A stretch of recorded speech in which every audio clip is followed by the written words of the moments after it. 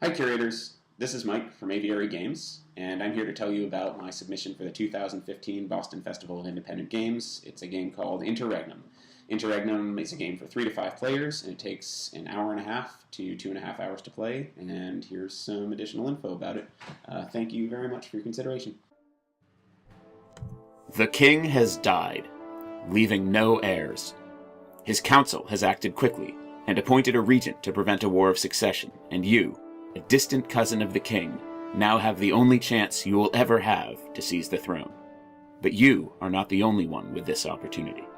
You'll need to quickly develop your meager holdings and devise a strategy to make the regent select you to be king. You can attempt to do this through virtue or deceit, relying on military might, wealth, or politics. And along the way, you must be prepared to defend yourself from your rivals.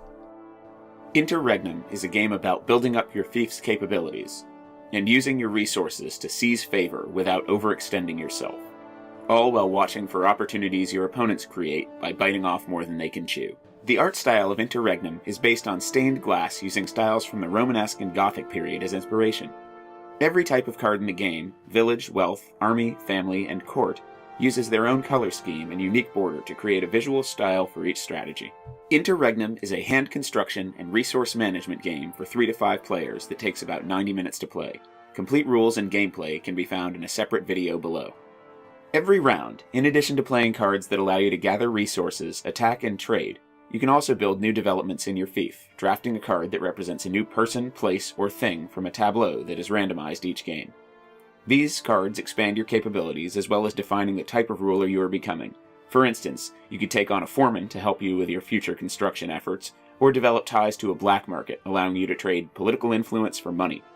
In subsequent rounds, you can play these cards to use their capabilities, as well as continuing to develop your territory further.